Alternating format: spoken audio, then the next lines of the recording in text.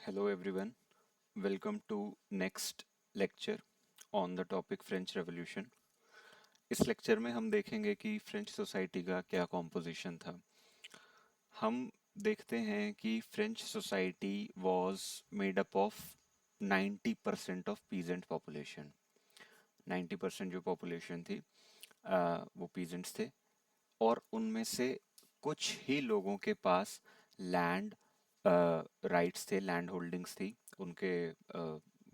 वो ही land owners थे, कुछ चुनिंदा परसेंट लोग ही। और 60% ऑफ द लैंड जो था वो नोबल्स के द्वारा ओन किया जाता था। चर्च के लोगों के पास लैंड ओनिंग राइट्स थे और जो रिच मेंबर्स थे थर्ड एस्टेट के, बस उन्हीं के पास ये लैंड होल्डिंग राइट्स थे, फ्यूडल प्रिविलेजेस जिसे हम बोलते हैं। तो और फर्स्ट टू स्टेट्स के जो लोग थे, जैसे हमने देखा था कि two states, first is clergy, second is nobility and third state is peasants, farmers, workers, labours. So उनके पास ऐसा फ्यूडल प्रिविलेजेस नहीं थे। क्लर्जी के पास था, नोबिलिटी के पास था, बट थर्ड एस्टेट के पास नहीं था।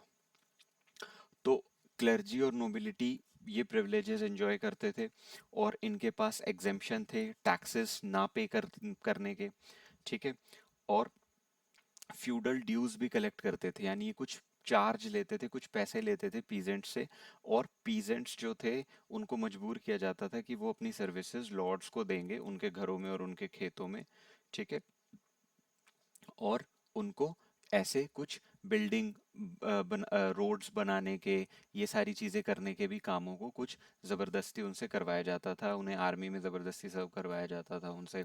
ऐसे कुछ जो पब्लिक इंफ्रास्ट्रक्चर है वो सारी चीज़ें बनवाने का काम भी उनसे किया जाता था। तो इस तरह की वहाँ पे सोसाइटी चल रही थी फ्रांस में।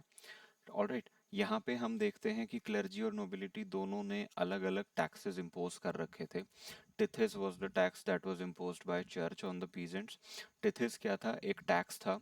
It is a tax levied by the church comprising of 1/10 of the total agricultural produce. Suppose कोई फार्मर अगर 10 kg क्रॉप्स ग्रो कर रहा है तो उसे 1 kg क्रॉप अपनी किसको देनी पड़ेगी? चर्च को देनी पड़ेगी, because it is 1/10 of the total agriculture produce. ठीक है। सो this was a tax imposed bye the church on peasants. दूसरा टैक्स था टेल।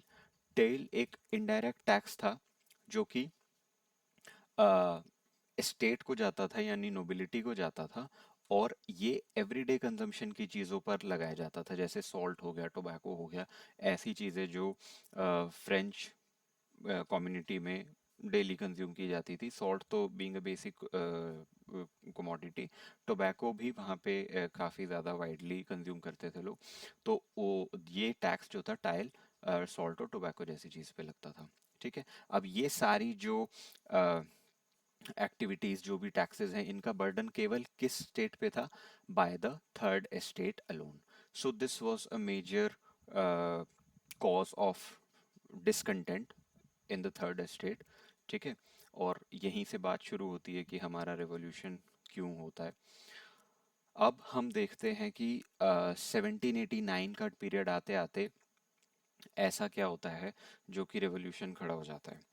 इस पीरियड को हम कंसीडर करते हैं सबसिस्टेंस क्राइसिस। सबसिस्टेंस क्राइसिस का मतलब कि एक ऐसी सिचुएशन जहाँ पे आदमी अपनी बेसिक लाइवलीहुड को भी अरेंज नहीं कर पा रहा, situation where the basic livelihoods is endangered. ठीक है। तो सबसिस्टेंस क्राइसिस जैसी सिचुएशन की किसी पर्सन के पास बेसिक अपना न्यूट्रिशन नहीं है, खाने पीने को नहीं है, अच्छा एकोमोडेशन नहीं है, कुछ हेल्थ फैसिलिटी नहीं है, बेसिक लेवल पे जो चीज़ें होती है वो भी नहीं है, तो दैट सिचुएशन है सबसिस्टेंस क्राइसिस। अब ये सिचुएशन फ्रांस में कैसे आती है? फ्रांस की पॉपुलेशन 23 मिलियन थी 1715 में। वो बढ़ के 28 मिलियन हो जाती है 1789 में। अब ये जो पॉपुलेशन में इतना तेज राइज होता है, तो ज़्यादा पॉपुलेशन को फीड करने के लिए ज़्यादा फूड ग्रेन्स भी चाहिए।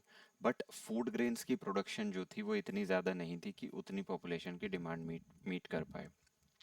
सो डिमांड ज़्यादा है और सप्लाई कम है, तो हमारा जो इन्फ्लेशन है वो बहुत ज़्यादा बढ़ जाएगा। ठीक है, सिंपल सा कॉन्सेप्ट है। किसी चीज़ की डिमांड अगर ज़्यादा होगी तो उसका प्राइस बढ़ जाएगा। डिमांड ग्रेटर देन सप्लाई, ठीक है, तो इन्फ्लेशन। अब हाइपर इन्फ्लेशन हो जाता है बहुत ज़्यादा, ठीक है। ब्रेड बेसिक डाइट है हर कम्युनिटी का, ठीक है। तो ज़्यादातर वर्कर्स जो थे वो लेबर्स थे वर्कशॉप्स में या फार्मर्स थे, उनका वेजेस फिक्स था, बट इन्फ्लेशन बढ़ गया। अब उनका कमाई कम है, उतना ही है, मतलब सेम ही है, और महंगाई बढ़ चुकी है। तो वो भी अपना जो एक्सपेंसेस है उस वेज में मीट नहीं कर पा रहे थे।